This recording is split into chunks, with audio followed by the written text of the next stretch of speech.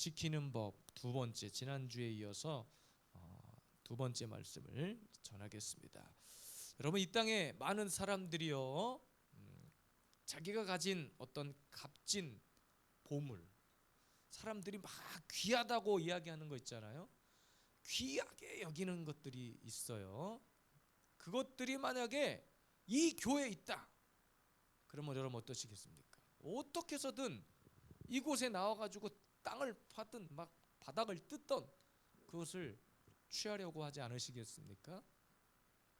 여기 딱 연원마을 아파트 101동 앞에 그 보물이 숨겨져 있다. 그러면 어떡하시겠어요? 다 오늘 예배 끝나고 101동 앞에 가가지고 삽 들고 꽃갱이 들고 그것을 다 파헤치지 않으시겠냐고요. 맞아요. 어떻게 해서든 그것을 우리는 취하려고 할 것입니다. 진짜 여러분, 이 땅에 명품을 좋아하는 사람들 있잖아요. 저는 참 감사하게도 명품을 잘 몰라요. 저는 나이키밖에 몰라, 아디다스 이런 거밖에 몰라요. 가끔 제 아내가 저에게 넥타이를 이렇게 골라주거나 뭐 티를 하나 사주거나 할 때 저한테 물어봐요. 여보, 이게 어떤 브랜드인지 알아? 몰라. 근데 뭔지 모르지만 여기 뭐가 박혀 있으니까 뭐 브랜드는 브랜드겠죠. 그런데 여러분, 그게 저도 몰랐는데 막 어떤 뭐 브랜드라고 얘기하면 그래? 근데 저는 감각이 없어요. 그게 진짜 뭐 엄청난 값어치가 있는지, 뭐 넥타이를 매도 뭐 고리가 떨어졌는지 알 길이 없어요. 브랜드를 모르니까. 넥타이도 나이키, 신발도 나이키. 전 나이키밖에 몰라요. 제가 학교 학창 시절에 진짜 친구들 사이에서 가장 많이 신고 다니는 나름의 고급 운동화 중에 하나가 나이키, 짝퉁 나이스 이런 거 있었단 말이에요. 그런데 여러분, 우리 안에 진짜 하나님께서 보물과 같은 아주 값진 보물을 우리에게 주신 것이 있어요. 세상에서 보물이라고 말하는 것들은 시간 지나면 다 없어지는 것들. 근데 여러분, 사람이 얼마나 어리석냐면 잠깐 있다가 없어지는 것 때문에 다투고 싸우고 물어뜯고, 자녀들은 부모에게 재산 빨리 안 내놓는다고 맡겨놨어? 자기들이 막 싸우고 형제간에 막 다투고 헐뜯고 그런단 말이에요. 그런데 없어져. 금방 없어져요. 제가 여러 번 말씀드렸잖아요. 로또 복권 우리가 당첨이 딱 되면, 저는 한 번도 뭐 당첨돼 본 적이 없어서 그런 느낌을 가져본 적은 없지만, 만약에 1등 40억에 당첨됐다고 생각해 보세요. 얼마나 저는 제 가슴이 막 두근반 세근반 뛸 것 같아요. 제 통장에 평생 1,000만 원도 찍힐까 말까인데 40억이 찍혀서 동그라미니까 계속 찍혔어. 아마 심장이 두근반 세근반 막 뛸 것 같아. 근데 여러분, 그거 어떻게 해요? 시간 지나면 그것도 없어져. 우리가 세상의 보화라고 하는 것은 다 없어진단 말이에요. 그런데 한 가지 변하지 않고 언제나 그 자리에 없어지지 않고 영원히 있는 한 가지가 있는데, 그것이 하나님의 말씀이에요. 알았어요? 치우라고. 화면빨 안 나온다고. 하나님의 말씀은 변하지 않아. 그래서 우리가 하나님의 말씀을 취할 때는, 하나님의 말씀을 대할 때는 진짜 보석과 같이, 보물과 같이 여겨야 돼. 그것이 뭐냐? 지혜입니다. 지혜는 하나님의 말씀이에요.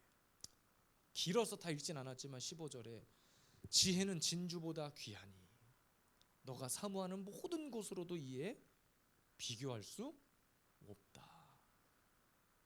18절에 지혜는 그 얻은 자에게 생명나무라. 하나님의 말씀이 생명이야.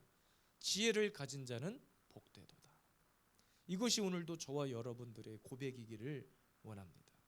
그래서 항상 우리는 세상 사람들이 말하는 그런 보물, 보석이 아니라 하나님이 주시는 그 지혜와 보석과 같은 그 말씀을 어디에 두어야 되냐면 내 마음에 지켜야 하는 거예요.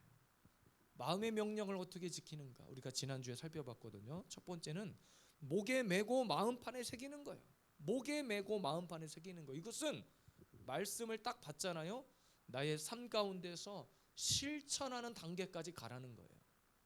말씀을 오늘 듣고 끝나는 게 아니라 말씀대로 살아보는 한 주간의 삶이 있어야 돼요. 그래서 말씀대로 살아보고 한 주간 딱 지나면 다음 주에 오셔가지고 말씀대로 살아본 결과에 대한 그 간증들을 나누는 거야. 나눠.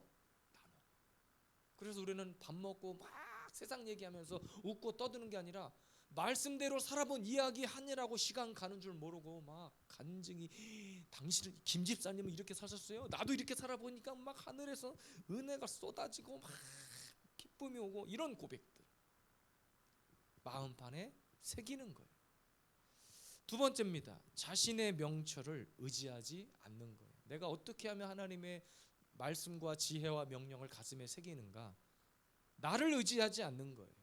이 말은 내 인간적인 한계들이 있어. 우리가 하나님 앞에 신앙생활을 하는 가운데 반드시 한계에 부딪힌단 말이에요. 나의 연약함이 있단 말이에요.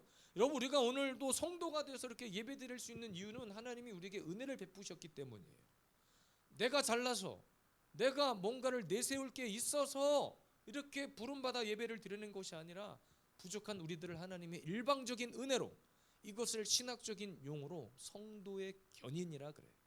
하나님이, 우리가 차가 고장나면 어떻게, 견인차가 와가지고 그냥 끌고 가잖아요. 일방적으로 끌고 가잖아요. 목적지까지. 이것이 성도의 견인이야. 하나님의 은혜가 아니면 우리가 이 자리에 있을 수 없는 거예요. 그래서 내 명철을 의지하지 않는다는 것은 내 연약함을 하나님 앞에 인정하는 거예요.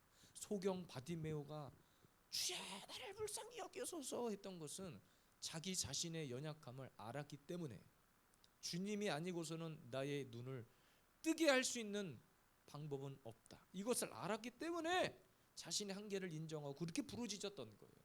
아마 자존심이 강했으면 예수님이 지나가시든지 말든지, 자기가 눈을 뜨든지 말든지 신경도 안 썼겠죠. 근데 자신의 위치를 알았기 때문에, 자신의 연약함의 한계를 인정했기 때문에 주님 앞에 가서 주여 내 눈을 뜨게 해주세요, 나를 살게 해주세요, 고백할 수 있었던 겁니다. 세 번째, 오늘 함께 살펴볼 마음의 명령을 어떻게 지킬 수 있는가. 이 보석과 같은 하나님의 말씀을 내 가슴에 지켜야 돼. 어떻게 지키는가? 세 번째는 처음 익은 열매로 여호와를 공경하라는 거예요. 아까 함께 읽은 말씀 9절, 내 재물과 내 소산물의 처음 익은 열매로 여호와를 공경하라. 여기서 재물은요, 내 재물과 할 때 재물은 복음적으로 가진 것의 전부다라는 뜻이에요. 전부다. 그리고 소산물의 처음 익은 열매는 가장 귀하게 여기는 것을 얘기하는 겁니다. 그러니까 하나님의 말씀을 내 안에 머물게 하려면 합당한 대가지불이 있어야 되는 거예요. 합당한 대가지불. 오늘도 여러분들이 교회 나오실 때, 예배 나오실 때 정성껏 하나님 앞에 예물을 올려드렸단 말이에요.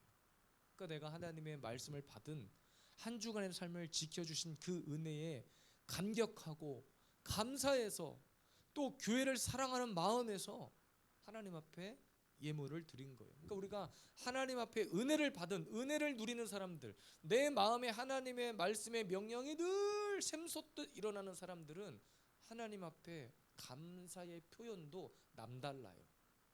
어떤 것으로도 내가 반드시 그 생명과 같은 보물을 취하기 위해서는 내가 가진 전부, 아까 그 재물의 뜻이 뭐라고 그랬습니까? 가진 것의 전부라고 그랬죠.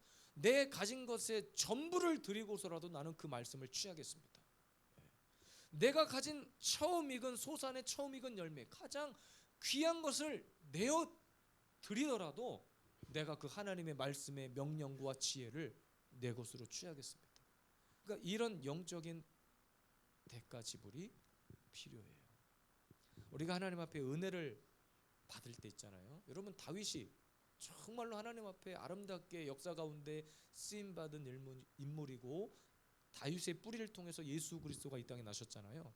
근데 다윗의 역사를 보면 다윗이 좋은 일만 있었어요? 흑역사도 있었어요.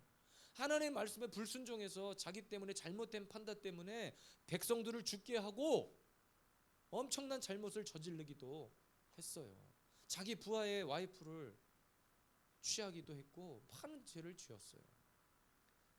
그런데 여러분, 하나님께서는 다윗이 하나님 앞에 온전히 회개함으로 인하여서 용서하시고 위대한 역사의 주인공이 되게 하셨죠. 그럼에도 불구하고 다윗의 그 죄로 인하여서 엄청난 대가 지불은 했습니다. 그의 백성들이 죽임을 당했고 그의 삶 가운데 자녀를 잃게 하는 슬픔도 얻었고. 그러니까 여러분, 하나님께서는 우리의 죄를 용서해 주시지만 그 용서의 대가 지불, 완전한 그 용서의 대가 지불은 뭐였습니까? 예수 그리스도의 희생이었어요. 십자가의 구속의 은혜였단 말이에요. 그 대가 지불로 오늘도 우리가 이렇게 하나님의 말씀을 아주 편하고 안전하게 매일 얻어먹을 수 있게 되었다는 거예요. 그래서 항상 우리는 하나님 앞에 나올 때 내가 가진 모든 것으로도 세상 지혜가 아니라 하늘의 지혜를 취하기 위해서 나의 모든 것을 주님 앞에 드리겠습니다. 이런 영적인 태도가 필요해요. 지금 이 시대 유명한 이 언어 강사 중에 김창옥 씨 아실 거예요. 김창옥 씨 얼마나 재밌는지 몰라요. 저도 그분의 강연을 듣다 보면 참 은혜를 받아. 아멘이 나온다니까. 그냥 그분 강의를 듣다 보면 아멘이 나올 정도예요. 얼마나. 근데 여러분, 그분 강연을 한번 참여하려면 무슨 몇만 원 정도 가지고 안 돼요.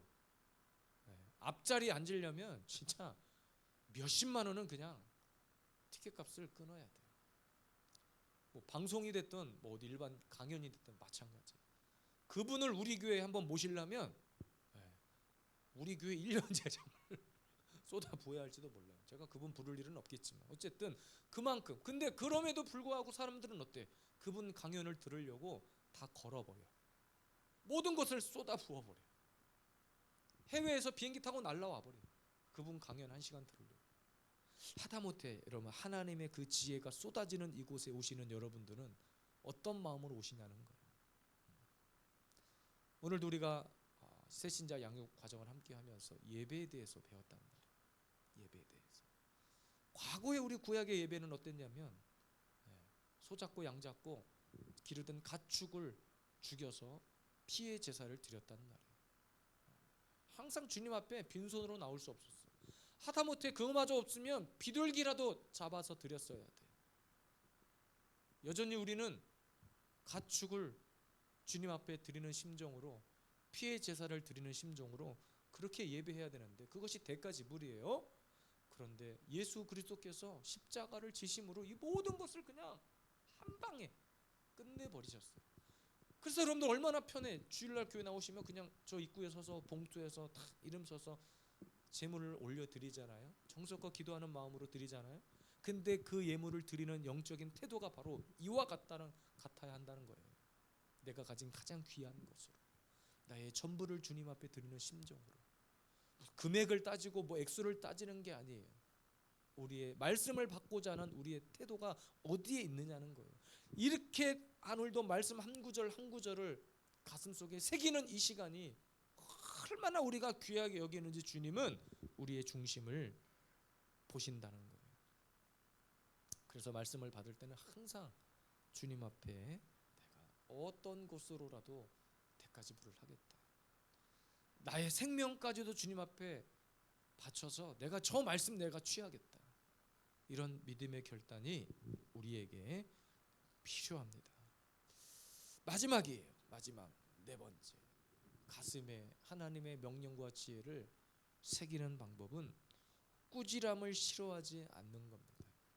11절, 내 아들아 여호와의 징계를 경히 여기지 말라. 그 꾸지람을 싫어하지 말라. 많은 사람들이 설교를 들을 때 듣기에 좋은 설교 있잖아요. 유튜브만 봐도 어때요? 폭포수와 같이 전국에 내노라는 목사님들의 설교가 쏟아져요. 설교를 듣다 보면 어떤 목사님의 설교는 좀 지루해요. 지루한데 듣다 보면 기뻐. 어떤 목사님의 설교는 듣는 내내 웃겨. 그냥 웃다 끝났는데 기억나는 건 아무것도 없어. 하루 종일 웃었으니까. 그런데 지루하긴 했지만 조금 깊이 있는 목사님의 말씀을 들으면 어느 순간 들었던 그 말씀 한 줄이 내 가슴에 새겨질 때가 있어. 그리고 심지어는 그 말씀이 나에게 막 찔림으로 다가올 수가 있어. 이 시대 성도들의 어떤 문제점 중에 하나가 거기 있는데, 듣기 싫은 말은 그냥 듣기 싫은 거예요. 말씀 가운데 부담이 되고 어떤 징계가 섞인 말이나 뭔가 권면의 말이 딱 메시지가 나오면 듣기 싫어요.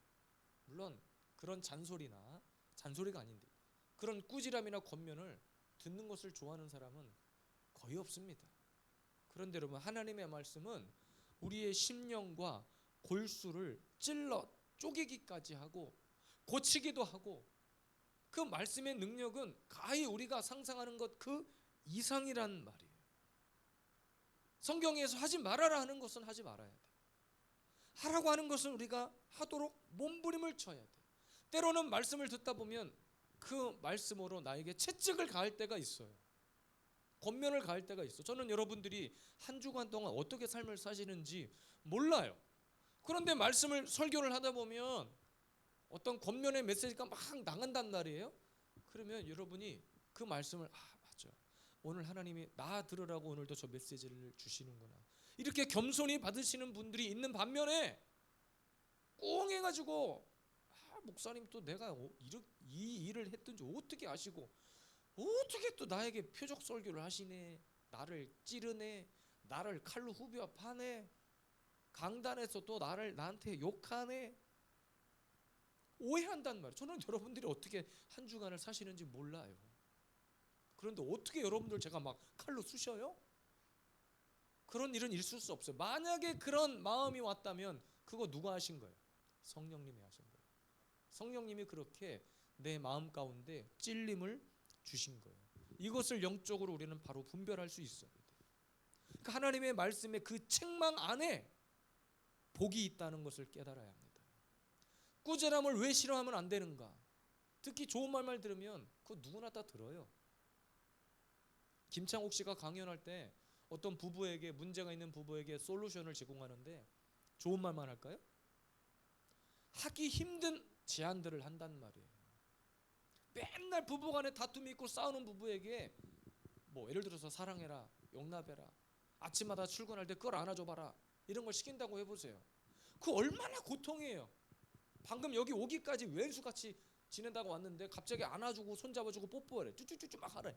그게 얼마나 그 사람한테는 고통이겠냔 말이에요. 제가 김창옥 씨 강연을 가만히 들어보니까 말투에 대한 지적을 많이 하시더라고요. 예를 들어서 오빠 이거 하지마, 자기야 이렇게 하지마, 이런 말투가 아니라 이거 했어? 하지마? 이게 꼭 말투를 물어봐. 그런 말을 할 때, 지적을 할 때 어떤 말투로 하셨어요? 이렇게 꼭 물어보시는 경우가 많더라고요. 근데 여러분, 하나님의 말씀을 묵상하다 보면 그 말씀이 어떻게 들리시던가요? 하나님께서 우리에게 누구누구야 너 이랬니?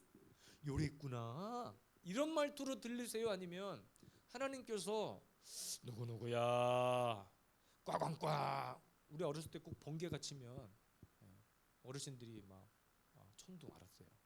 천둥이 치면 하나님이 노하셨는가 보다 막 이런 생각할 때 있잖아요. 그러니까 하나님이 우리에게 뭔가 징계, 깨닫게 하기 위해서 권면을 하실 때는 누구누구야 그랬니? 아유 그랬구나. 물론 그런 말투로 들릴 수도 있어요. 따스한 성령님이시기 때문에. 그러나 빨리 우리의 잘못을 돌이켜서 하나님이 우리가 바른 길을 가게 하기 위해서는 급해 하나님도 우리에게 강력하게 징계를 때리시기도 해요.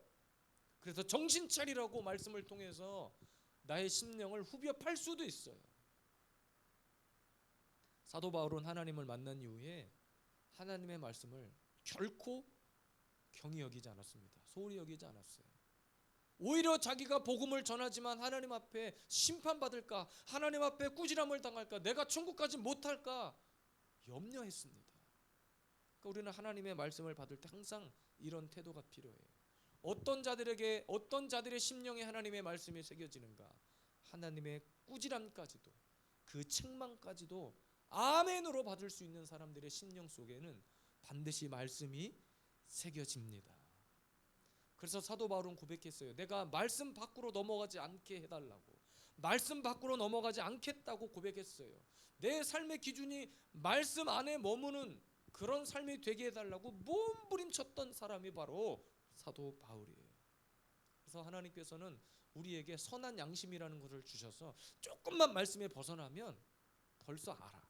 어렸을 때 꼭 그래요. 부모님이 뭔가 잘못한 것을 우리에게 이야기할 때 그냥 너 오늘 뭐 했지? 이렇게 물어보면 되는데 기도하면 다 나와. 이 말이 제일 무서웠어. 기도하면 다 나온다. 어허, 너 똑바로 얘기해. 마지막 기회야. 기도하면 다 나와. 우리 아이들이 실제 어렸을 때 혼날 때 그랬단 말이야. 제 아내가 기도해보니까 하나님이 알게 하셔. 애들이 어머니 이거 어떻게 하셨어요? 기도하면 다 알아. 이 말이 제일 무서운 거예요.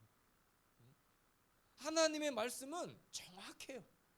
정확하게 우리 심령 정확한 곳에 그 관역에 딱 꽂히는 거예요. 그게 지혜입니다. 그게 우리를 살게 하는 거고 그게 복이에요. 하나님이 우리에게 매를 괜히 때리시는 게 아니에요.